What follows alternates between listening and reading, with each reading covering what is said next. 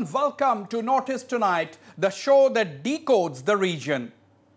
The number of COVID positive cases in Assam is racing towards the 150,000 mark, with the positivity rate hovering between 7 and 8%. Yes, the situation can be described as alarming, and much depends on the behavior or alertness of the common people, who are still found to violate protocol by not wearing masks and wearing masks in an improper manner, dangling around their neck or wearing masks below the nose. The number of deaths are also increasing and is nearing 500, something which Assam Health Minister Dr. Himanta Biswa Sharma has been expressing concern about. The National Health Mission Assam, in the meantime, has placed an order for 3,000 body bags for distribution in the state's 33 districts, simply as a matter of preparedness. The health authorities have installed oxygen tanks to store oxygen at the GMCH and are planning to increase the number of ICU beds, indicating that, going by the trend, more COVID-positive patients may require such medical assistance. To discuss the emerging COVID scenario in Assam, the most populous state in the Northeast, I am joined by Principal Secretary Health, Government of Assam, Mr. Samir Sinha. Principal of the Guwahati Medical College, Dr. Achyut Boisya, is with me at the studios. In Borpeta, I have Dr. Dhrubajyoti Bora, Principal of the Borpeta Medical College. And joining me from Guwahati is Dr. Madhumita P. Das, Professor of Medicine at the GMCH. But before starting the discussion, let's listen into what Assam Health Minister Himanta Biswa Sharma had said recently. মৃত্যুৰ সংখ্যা এই কাৰণে বাঢ়িছে। প্ৰথম অৱস্থাত আমি কাকো home isolation দিয়া নাছিলোঁ, আমি হস্পিটালত ৰাখিছিলোঁ। গতিকে কাবাৰ অক্সিজেন ফল হৈছে, লগে লগে আমি যি ট্ৰিটমেণ্ট হয় আৰম্ভ কৰি দিছিলোঁ। তাৰপিছত মানুহে জেদ কৰিলে যে হোম আইসোলেশন লাগে। লাহে লাহে ঘৰত থকা পেচেণ্টসকলে অক্সিজেনো নোচোৱা হ'ল, ঘৰৰ মানুহৰ লগত ৰুমৰ ভিতৰতে ঘূৰি ফুৰে।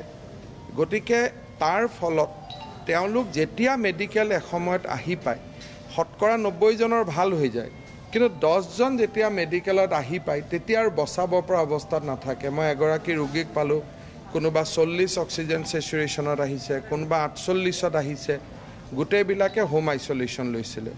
গতিকে হোম আইসোলেশন লৈ নিয়মখিনি মানি নচলাৰ কাৰণে লেট ৰিপৰ্টিং হৈছে। এতিয়ালৈকে হোম আইসোলেশন ৰখাই আছিলোঁ, অসমত মৃত্যুৱে নাছিল। তাৰপিছত সাংঘাতিক প্ৰেছাৰ আহিলে যে হোম আইসোলেশন দিব লাগে। দিয়াৰ পিছৰ ফলাফলটো আপোনালোকে নিজে দেখিছে। তেতিয়া কয় দিল্লীত অমুক হৈছে, দিল্লীয়ে দিয়ে, কিন্তু দিল্লীত 4,000 মানুহ মৰিছে। ক্ৰায়জেনিক অক্সিজেন চিলিণ্ডাৰ আমি ইয়াত বহুৱাইছোঁ, যোনে অন্তত 7 দিনৰ কাৰণে ইয়াত অক্সিজেন ষ্ট'ৰ কৰি ৰাখিব পাৰিব। আমাৰ মেডিকেল কলেজখনত যিমান অক্সিজেনৰ প্ৰয়োজন। অক্টোবৰত ICUৰ নাটনি হ'ব বুলি মোৰ এটা মনত সন্দেহ হৈ আছে, যে দুৰ্গা পূজা আহিব, মানুহ উৎসৱমুখৰ হ'ব, কেছ বাঢ়িব। তাৰপিছত আমি গুৱাহাটীৰ আয়ুৰ্বেদিক হস্পিটেলত এটা ICUৰ আমি বনাই আছোঁ। কামৰূপ জিলাৰ ৰঙিয়া আৰু শিঙিমাৰী হস্পিটেলতো আমি ICU বনাই আছোঁ। All right, we have heard, you have heard Assam Health Minister Dr. Himanta Biswa Sharma expressing concern about the rising number of cases. Let me go straight to Principal Secretary Health, Government of Assam, Mr. Samir Sinha. Mr. Samir Sinha, you know, the number of cases are increasing rather alarmingly. What is going on? Why do you think the number of cases are rising so rapidly? Wasbir, there are multiple reasons. In fact, in a very, very good, in a very, very nutshell way, the Honorable Health Minister has already elaborated on the reasons. Another reason is that we are testing very high. In fact, in the last 2 months or so, ever since rapid antigen test came in, we started testing very, very high numbers. And obviously, but the worrying factor is that the positivity rate at one point of time had started coming down. This is, I'm talking about July end and August first week or so. But again, the trend has been, as you stated in your opening remarks, that it is hovering between 7 to 9%, and in fact, some districts in it is quite pronounced. So the Honorable Health Minister has already stated about the home quarantine norms being followed by people. In obviously, the other factors are increased testing, and then the people observing good practices, good practices in COVID times. These are some of the reasons why we are getting a large number of cases. In fact, for your show, I thought that I'll collect the data from 1st September onwards. Yeah. There is hardly a day when we didn't clock less than 2,500. In fact, it has shown quite an increase in recent times, of course, and with the positivity also going up recently. Right. 2,500 on an average every day. That's quite a high figure. Of course, there are reasons for it, as you have said, Mr. Sinha, that the number of tests are also going up. Now, along with the number of cases, Mr. Sinha, the number of deaths are also going up. It started in a very negligible manner, but suddenly we are almost touching 500 deaths. So, are you a worried man today? Yes, we all are worried. In fact, Honorable Health Minister is worried. We have on the show two principals who are there, and we are all see. I'll take some time to explain. Honorable Health Minister has stated that because of home quarantine itself, there is no problem. Only thing is that reporting should be there in time. This is one. Now we are getting all mature cases, critical cases coming to the hospitals quite late in the day. And in fact, in the meanwhile, what we have done, in fact, there was a time, you would remember, and I had appeared on a show also in the month of April, May, June. Largely, people who got infected were young people, and they mostly were also asymptomatic. And gradually, when we are starting to get cases which are critical in nature, these are people who are also having comorbid situations. They are old people. In fact, I have got the analysis of deaths also. Nearly above the age of between 50 and 60, we have got 139 deaths till. This is the figure till yesterday. Between 60 and 70, 111. 70 and 80 years of age, we have 82 number of deaths. And of course, 80 plus is 17 COVID deaths of the total 482. So old people and people with comorbid conditions, this is a lot that we are losing out. And of course, wherever there are whole lot of managerial, administrative, and governance and clinical aspects to dealing with COVID. In case if there is a delay in shifting critical patients from COVID care centers to district hospitals, or for that matter, district hospitals to medical colleges, and or for that matter, from home quarantine to medical colleges when the criticality kicks in, then there is no, in fact, there is hardly any time to, because this disease is very difficult to handle in late cases. So although in Assam, you are aware that Assam is one of the front-runner states as far as introduction of latest medicines and also all kinds of support structure, including introduction of plasma and ICU system, the way it were kind of upped in various medical colleges under Assam Critical Care Plan. But still, this late reporting and comorbid conditions, and also the age factor, it has contributed. And recently, in the last 10 days or so, we have witnessed a large number of deaths, which is quite unfortunate. But we'll have to accept it. Absolutely. I'll come back to you. We'll have to talk a lot about the road ahead, how the Assam health authorities are going to tackle the situation. Mr. Samir Sinha, please hold on. Let me take the opening remarks of my other panelists. Let me turn, I'm coming to you, Dr. Dhrubajyoti Bora. Let me turn to Dr. Achyut Boyso, the principal of the Guwahati Medical College. First of all, really appreciate your taking time out and coming for the program, which is meant for the general awareness of the common people. Now, my question to you, Dr. Achyut Boyso, is, why do you think the number of cases are increasing, and why do you think, compared to the first 2 months, now we are seeing that generally, a lot of people who have tested positive for COVID are, the cases are turning complicated, more ICU facilities are necessary. What are some of the reasons? What is your personal assessment? First of all, this number of cases are increasing, definitely. Yeah. Because in the month of July also, we had the cases. In some of the time, we had got a case up to 700 also, July. Right. Even August also.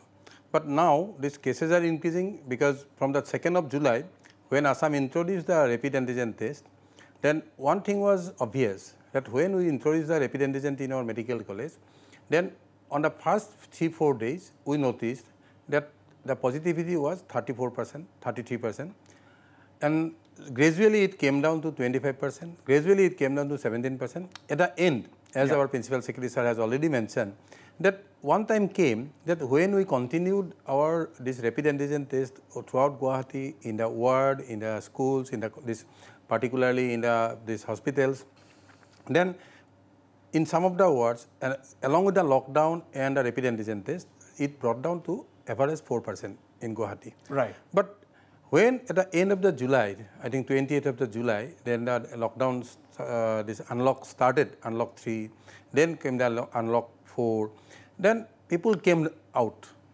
suddenly. And these people who were inside when there is only single case or 3 cases in Assam, continuously inside the house, these people came out to the market without mask, without social distancing. People went to the market, people went to the office, people went in the bus. Absolutely. So this, regarding the 3 principles of the preventions, were violated like anything. So the rush of the cases started coming to the Guwahati. And you will not believe that sometime in Guwahati now, it is 8% or 9%, but sometime it went to the 12-13% also. And when we had the both rapid as well as the RT-PCR, then our percentage of the positivity sometime in first half of the July was around 17%, 18%. But somehow, due to the, as our Principal Secretary has already mentioned, that due to the huge number of tests, you will not believe that in Guwahati, we went, in Assam, we went to 1.43 lakhs tests at one stage. In one day. Yeah. And then when this tempo was maintained till 12th of the August, then our positivity came down drastically. But after the 15th August, due to this number of the cases of the testing came down to 30,000, 25,000 like this, again, and this lockdown, this unlock started. And I think this is one of the major cause, unlock started and the unlocking, you are saying, is one of the major reasons? Unlock I have to do, because in a developing country, I have to go simultaneously with the development and the health. Exactly. I cannot divide the development work and only for this health reason I will block everyone. That is also not possible. But this unlock with precautions was to be followed, but hardly we saw people wearing masks, maintaining social distance. Absolutely. I'll come back to you. The point which Dr. Achyut Basu is making is very, very important, which the Principal Secretary had also touched upon, and I had also said in my opening remarks. Basically, you know, the people's behavior, lot is wanting from the people, that absolutely violation of COVID protocol, people are behaving in a very senseless manner at times. This is one of the reasons for the increase in the number of cases. Let me go to you, Dr. Dhrubajyoti Bora. You are located in Barpeta, Medical. You are the principal of the Barpeta Medical College. First of all, thank you for being on the show. My question to you is, you are aware, you have heard the Principal Secretary, you have also heard the principal of the Guwahati Medical College. We know the urban areas, how, you know, after the unlocking is, of course, we have to unlock, as the principal has said. We cannot keep the state or cities and towns under lockdown. That is also unfeasible. But after lockdown, people have behaved absolutely recklessly, and this is what the situation in the urban areas. My question to you, Barpeta, in and around Barpeta, there are a lot of rural areas, there are a lot of chor areas. Now, how is the situation different? Is there any difference that you see in Barpeta than the situation in, for example, in Guwahati? Wasbir, thank you for having me here. Welcome. What I want to say is something very straight cut. Definitely there is a difference between Barpeta and Guwahati. Guwahati has cases from all over Assam practically. And we have cases mostly from in and around Barpeta and also surrounding districts. the first flush of cases that came were basically those who returned from different places of India, and most of them were very young, quite young, and they were basically asymptomatic mostly. Then only we had, our worry was mainly with the patient with comorbid conditions. But now, the situation is changing. Because of the community transmission, now people of all age group are being affected. And this has caused a lot of problem. Not only there are more patients with comorbid condition, but at the same time, there is severity has also increased. But let me intervene. Let me intervene, Dr. Dhrubajyoti Bora. Do you think the awareness level? What do you think of the awareness level in the rural areas, in the chor areas? Do you think the people are conscious? Very bad. Awareness level is very bad. Just outside the medical college, I see people. I have seen people without wearing any mask or without maintaining any social distance. That is the main reason. And even in the town itself, in the urban area, there is very less care for social distancing and wearing of masks and other things.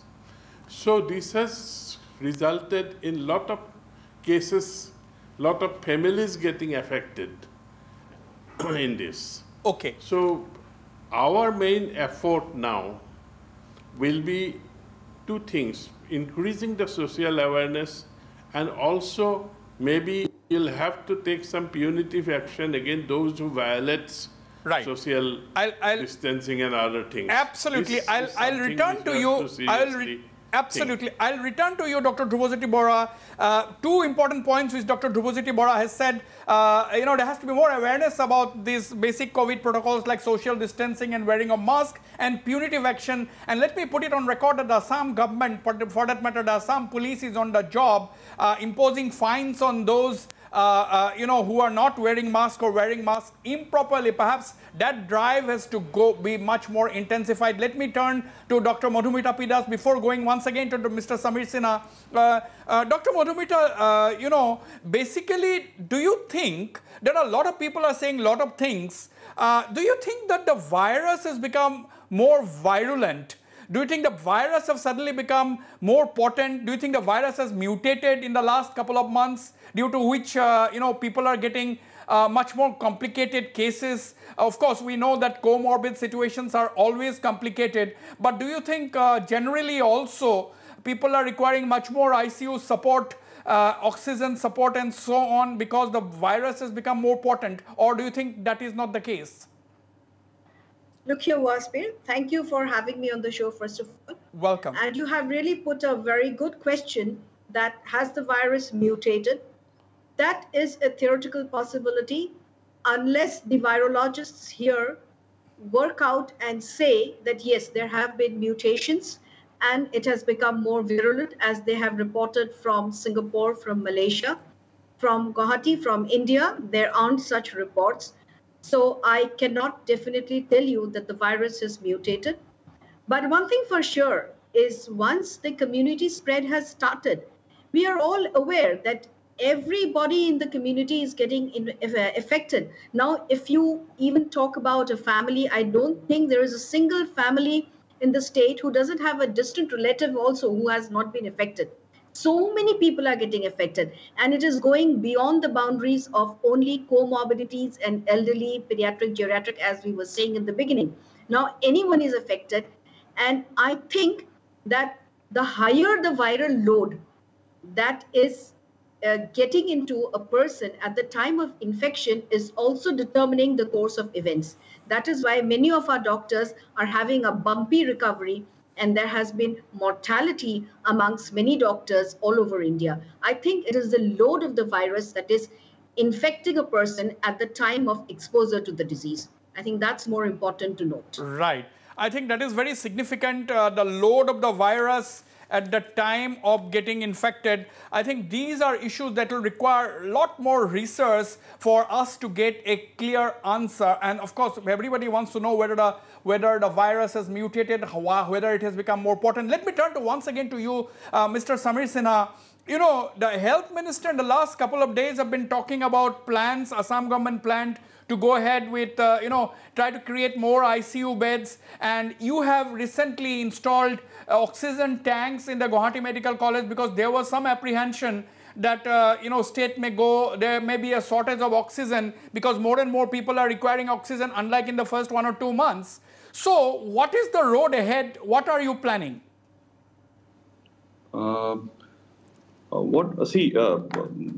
There are 3 mantras that we've been working on. One is, of course, even at the cost of repeating myself, I'll say that breaking the chain of this virus, and that is why all kinds of, in fact, Dr. Dhruv Jyoti Bora pointed out that all kinds of IEC, radio jingles, maybe social awareness campaign, and Dr. Achyut Basu talked about increased testing, then isolation, then quarantine. We need to break the chain. And second is that obviously bring down the mortality, where your present question, instant question comes into focus, that how to enhance the number of ICU beds, how to enhance the availability of cylinders. So here I would like to brief you. And the third aspect is COVID appropriate behavior, that mask and sanitizers and social distancing and other ban collectivity. So ICU facility, in fact, ICU-wise, Dr. Basho and Dr. Bora, both of them are there, and Dr. Das is there. We had limited number of ICU beds in the state. In the last 6 months or so, we have really increased the number of ICU beds. And sorry, this is there is some echo here. And thereafter, in fact, we are going on to, in fact, we have launched our Assam Critical Care plan, and as part of the plan, we are undertaking we have already identified many places where we are going to put ICU infrastructure. It is easier said. In fact, ICU infrastructure, it will entail sizable amount of civil work, then medical gas pipeline, then ICU, all kinds of equipment support.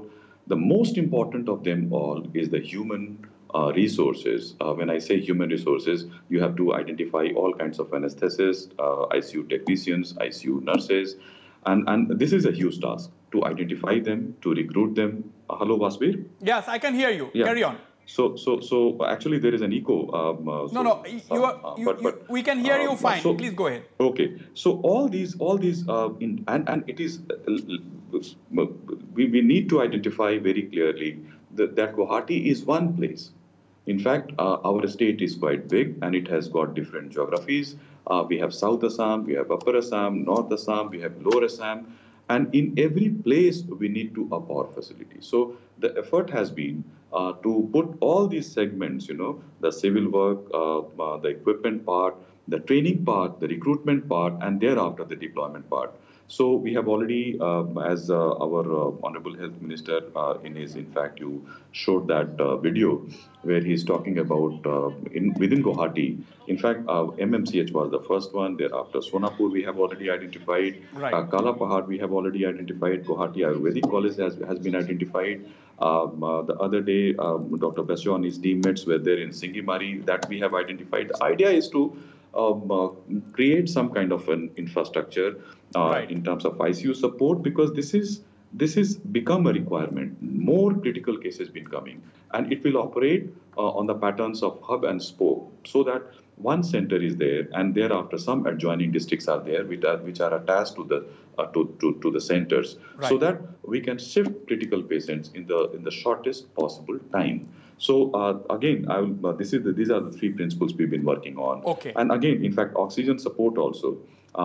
We have made a lot of headway, and in the next 20 days or so, you're talking about Guwahati Medical College, but we are Pan Assam scenario will be much better in the next 20-25 days. So we are working on these 3 principles of breaking the chain, bring down the mortality, and enforce a COVID appropriate behavior.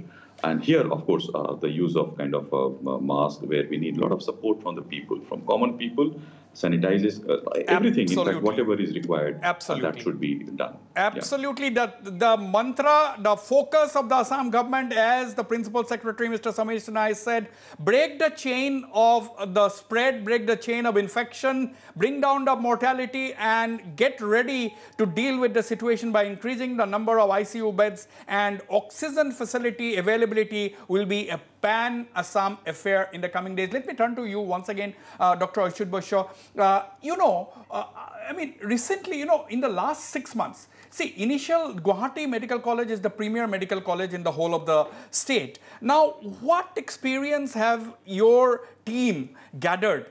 Do you think they are a much better lot now by way of experience, by way of ability to deal with complicated COVID cases in the last 6 months than what was the scenario in the beginning? Yes, actually, I have joined recently in the month of June only. Right. But this Guwahati Medical College was in the front line of the COVID war, and this ICU as well as these wards were managed from the March onwards, because the first case of the COVID was in after this Silchar case was in Guwahati only. Right. So after that, now I can just tell you that our team, and as on date, Guwahati Medical College has got 750 plus beds, and out of the 750 plus beds, our 280 beds are very well equipped in the super specialty. Out of that, 180 beds are fitted with oxygen, and 55 ICU. We started the 10 ICU, then we expanded it to 30 ICU. Next, we expanded to the 40, then expanded to the... So, Guwahati Medical College today has how many ICUs? Today, for the COVID alone, yeah, I have got 55 functional ICU. 55 ICU. So, and that obviously means you have 55 ventilators as well. It is more than that. I'm just coming to that, more than that. And for the expansion purpose, we have already equipped the manpower yesterday. ICU technician. Now you have appointed 200 ICU technicians, about 1,000 nurses. We got 45 ICU technicians yesterday.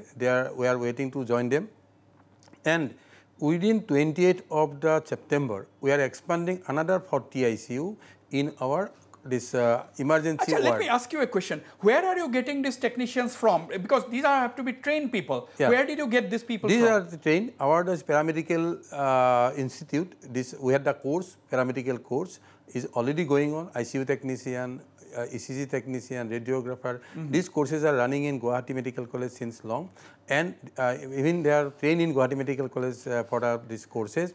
And see, before I go for a break, I'll have to turn to Dr. Dhrubajyoti Bora and I'll go for a break. But quickly, Dr. Achyut Boisho, right at the beginning, Assam government, Mr. Samir Sinha is there, about 700 final year medical students, MBBS students were also recruited. Are they working already now? Actually, these students were trained, but fortunately, we are not keeping them in the ward duty now. Because but they have got the basic COVID training. The moment you need them, you can deploy them. Because just I'm explaining to you that I have at this moment at this Guwahati Medical College, we have got 331 extra doctors. 157 extra doctors who have passed postgraduates, and they are the trained hand for the 3 years. Anesthetist, medicine specialist, surgeon, respiratory medicine doctors. All this 157 is a trained lot. Extra additional I got from the Guwahati Medical College who have passed out their postgraduates. Government of Assam, for this health manpower management, we have recruited them for the COVID duty only for another 1 year. Okay, I will go for a break. When I come back, I'll go to Mr. Samir Sinha to elaborate on this little bit. What is the manpower plan?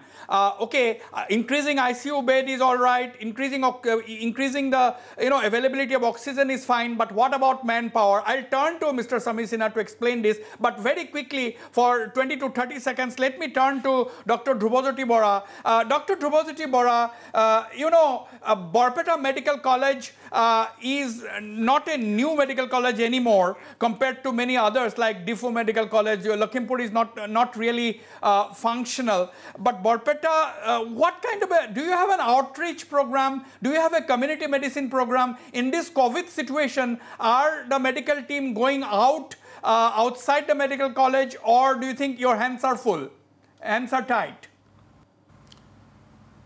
Now, Wasbir, it's like this. For training, we are covering 7 districts. 7 districts, including Barpeta, that we are giving hands-on training to the doctors as well as health workers. But treatment part, we are only helping out very nearby Kalgachia and all these things. But our main treatment effort is in the Barpeta Medical College itself. How many ICU facilities do you have? We have 25 bedded ICU that have been developed, and government is developing very fast and more 35 bedded. So total we will have 60 bedded ICU within a month. Okay, that is good news. 60 bedded ICU within a month. I'll come back to you also, Dr. Boisho and Dr. Madhumita P. Das. I'm sure Guwahati Medical College will also have a lot more ICUs in the days ahead. I'll go for a short break. Viewers, don't go away. I'll be right back. I have got a very eminent panelist who are the right people to talk on the emerging COVID situation in Assam. Don't go away. I'll be right back.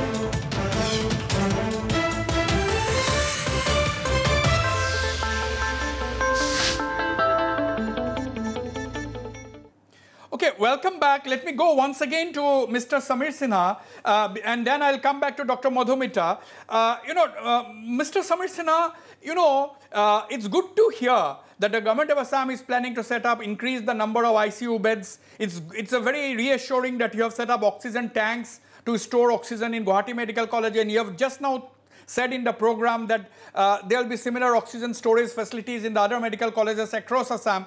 But what about manpower? Manpower, is there, you have got so many medical colleges, you have got so many district hospitals. Are you comfortable with the manpower, doctors and paramedics? So you'll have to give me some time, Wasbir. You'll have to be slightly partial so that I can explain it in detail. Yeah, please go ahead. I do not know about other states, but Assam in fact, is the first state to have started, in fact, to have launched this Assam Critical Care Plan. Through your program, I would like to inform the viewers that we had set up right in April itself, and within a record time, we made the recruitment rules and all kinds of service rules for this specialized cadres of ICU technicians, ICU nurses, everything whosoever is required for critical care. Because we realize that putting in place the equipment and also the civil work, of course, PWD has done a commendable job within a short span of time. My officers in the health department, they made almost overnight, they put up the service rules, Khanin and Saurabh, and the recruitment rules and everything was kind of vetted and approved, so that we have a different salary structure, a different service condition for all these people who are not going to do any other hospital duties. They are only going to get deployed and they are going to man the ICUs, which are very, very critical. We all realize today, in fact, in the month of April or May, probably we had not envisaged that the battle is going to be so long. Still, we do not know how long this battle will be and how everything is going to pan out. But we are well prepared. And we have, Dr. Boisho just pointed out that we are in the process of recruiting people. Much before that, a hub and spoke model I talked about. In fact, every medical college, in fact, now we have 7 medical colleges in the state, and Diffu is the last one to, in fact, to come into being. And each medical college has got 4 or 5 districts attached to the medical colleges. And thereafter, in fact, the departmental teams from medical colleges, they've been going and training the district teams. And this is one aspect, because the mandate is very clear. What medical colleges are doing, what ICUs are doing, what these are definitely different from what the district hospitals been doing, what the COVID care centers been doing, what the COVID care hospitals been doing, what other. In fact, so the layer and the stratified mandate is very, in fact, clear at every stage. So coming to the ICU and the oxygen support, we have got the entire manpower planning already in place. And going forward, I don't think there is going to be any issue as far as HR is concerned. What we have done is that not only the recruitment part, small things under the guidance of our Honorable Health Minister. In fact, suppose we engage somebody, if somebody is recruited, not that we are going to deploy them all of a sudden. In fact, what we are doing is that we are going to mix the team so that people are first deployed in the existing critical centers, ICU centers, suppose in GMCH or in Barpeta Medical College, or for that matter, in other medical colleges, before they are deployed in other critical centers for manning the ICU. So this is and it is one of the regular item for review. Every evening, the Honorable Health Minister sits with the entire team where all of us are there.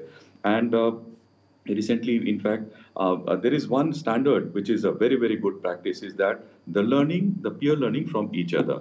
In fact, we have a team which is very dedicated in GMCH, a team of around 7-8 people who are working round the clock. So whenever there is any problem, okay, that's a very good point. Yes. Peer learning. Yes, peer learning. What we do is that, suppose that the number of cases, in fact, 7-8 days back, the number of cases in AMCH, Dibrugarh, it went up. Immediately, what we did was that we organized a VC. That was the case. In fact, similar was the case when the number of death cases had gone up in Silchar Medical College Hospital. Immediately, we involved not only the medical college people, but also the district administration. And what we have done is that we have closely involved the district administration. In fact, wherever the medical colleges are there is a committee, and the committee sits regularly, religiously in the evening, and they review all the requirements, the logistic requirements. They do the some kind of. So I think this is a very unique thing. One is peer learning from among the medical professionals, and secondly, involving the district administration. I'm returning to you in a minute, Mr. Samir Sinha. Let me go to you, Dr. Madhumita. Peer learning. Peer learning is very important because this is a very mystery disease. Even today, this virus is extremely mysterious. Nobody really knows how it behaves. Perhaps it behaves differently in different people. I am a common person. You are all medical professional veterans sitting on the show today. I am turning to everybody. But Dr. Madhumita, how important is working as a team in this kind to help handling a pandemic, and that too about which the details are very unclear? Waspir, you're not properly audible to me. I can't hear you. Okay, my question is, the Principal Secretary said that peer learning among the professionals, among the professors and faculties and the medical personnel, which is something learning from each other. Now the question is, how important is working as a team in handling a pandemic about which there is very insufficient knowledge even now? That's absolutely vital, working as a team, because initially it was thought to be a pneumotropic virus. COVID was thought to be a pneumotropic virus, so it was probably to imagine that the physicians and the pulmonologists would control the situation. But it's going beyond the hands of a single group of faculty members or a single group of specialists. So unless we work as a team, unless we teach each other how to handle the evolving situation, we need people from community medicine, we need people from microbiology, pathology, all for different spectrums of the disease control in the community, in the diagnostic process. Now comes the management. It is beyond only physicians and pulmonologists or even the anesthesia people to by themselves manage the critical situation that's evolving out of the scenario that we have seen in the last 6 months. So as such, all pre-paraclinical, all other departments that come under the heading of the medical faculties have joined hands. We have exchanged knowledge between each other. It's an evolving process. We have learned and we are now better equipped to handle the pandemic. I haven't heard much of what was being said. I hope I have not missed on the vital points. No, you are on track. This is what was my question, and you have answered to the point. I think that is very important, peer learning, and working as a team in a pandemic. Dr. Dhrubaজ্যোতি Bora, Dr. Bora, you know, now, which is a bigger challenge? Is the medical part a bigger challenge, dealing with the virus medically, or do you think the social part, making people behave the way they should? You know, like you have yourself said, people are not maintaining social distancing. Ultimately, the pressure is on the government and the pressure is on the other people. The pressure is on the common people. Because of the improper behavior of a section of people, the entire population is put at risk, and our government is, you know, a lot of stressed because of this behavior of people. Now, my question is, which is a bigger challenge? Is it the medical challenge or is it the social behavioral challenge? See, I would say that both are equally important. The medical challenge is always there, and we have to deal every day with new and other newer manifestations and newer problems. That is there.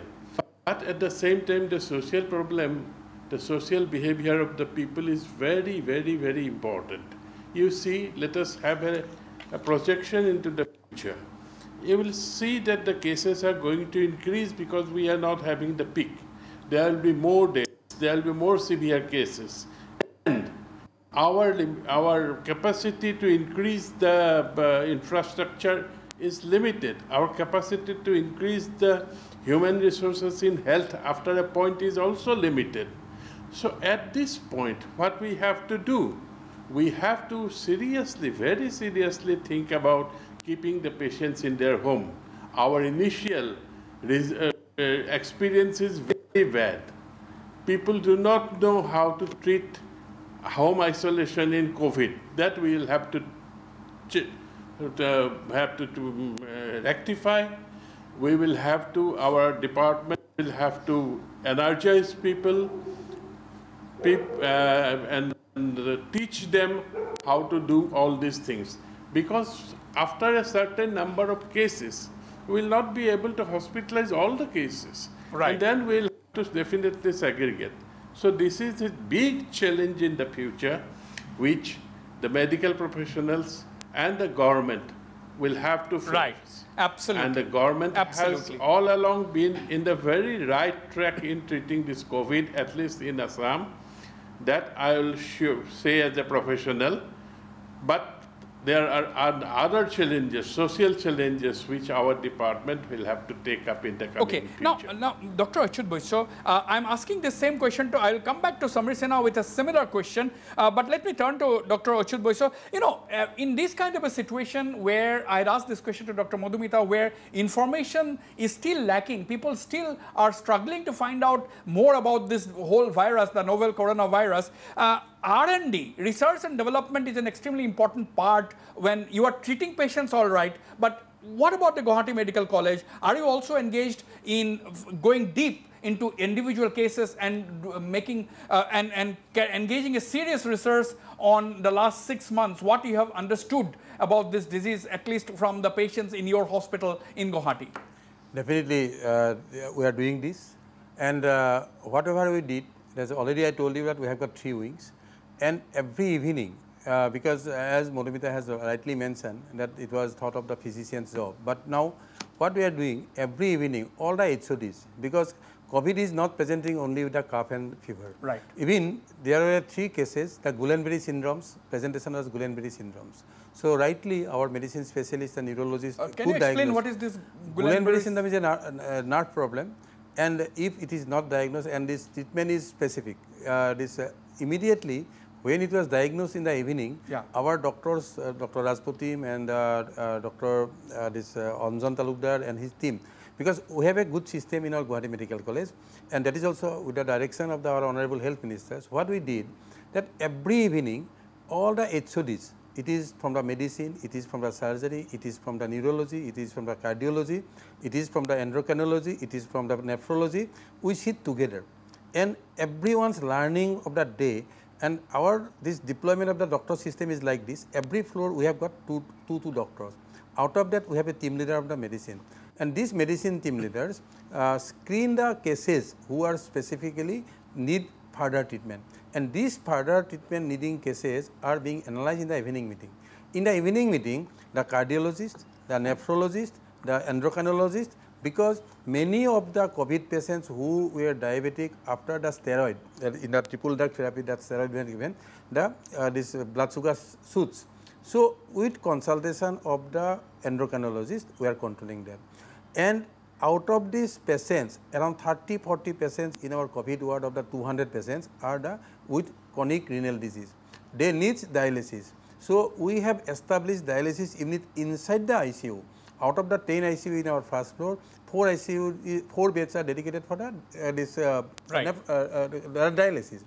And our nephrologists are daily visiting as well as they are attending the evening meeting also. Okay. So, that team there building, is a coordination. This coordination, team building and sharing of each other findings. Okay, that is very crucial. That is what, sorry to cut you off only for lack of time. Let me go.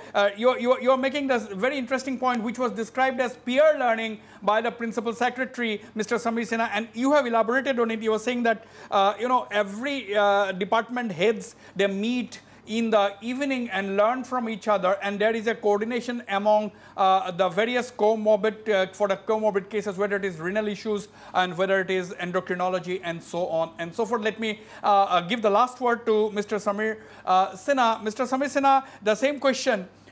Treatment is okay, building infrastructure is okay, recruiting people is okay. What is your focus? Is the Assam government, because these kind of live cases will not come back. You will have to read, if you have to do research on COVID, maybe 2 years, 3 years down the line, we hope that there will be no COVID at that time. You have to go into the records, look at the papers and all those tickets of the patients and then do the research. But now, it's a live situation. So, is the Assam government focusing on research and development, maybe to show the way to the rest of the country, or even, why not, even the rest of the world?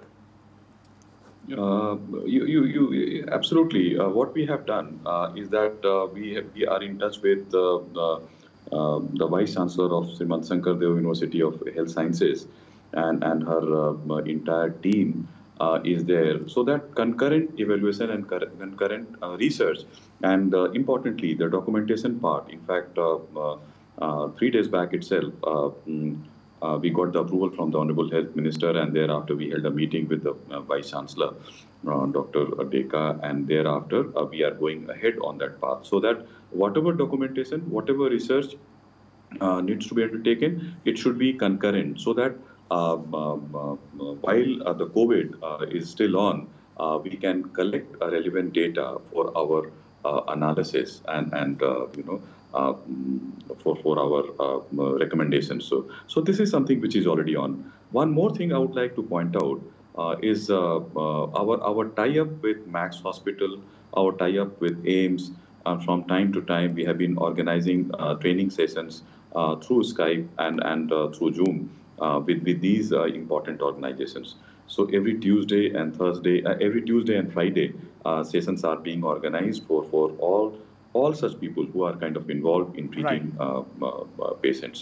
So again, I would like to kind of a very, very thorough and holistic approach been adopted by us in the health department here, under the guidance of our Honorable Health Minister, and we are trying to kind of be as proactive as possible going forward. I think it's good to hear that. These are reassuring words.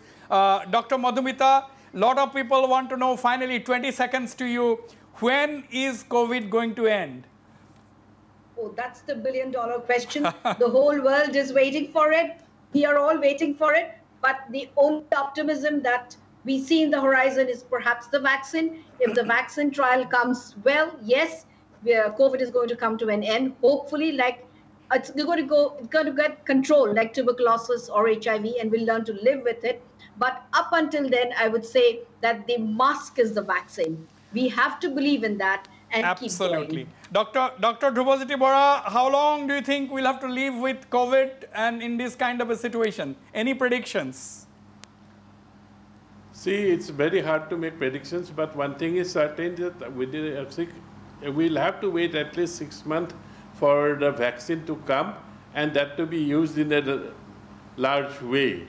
And in the meantime, newer things are also coming in the treatment, say monoclonal antibodies, that may also make a difference in the coming months. So I'm hopeful that we will be able to conquer and control this disease. Absolutely. Same question to you, Dr. Achyut Boisho. People want to know all around the world, all across India, all across Assam, when will the situation, are we peaking now? When is the situation going to plateau? When is the curve going to come down? Do you have any answer?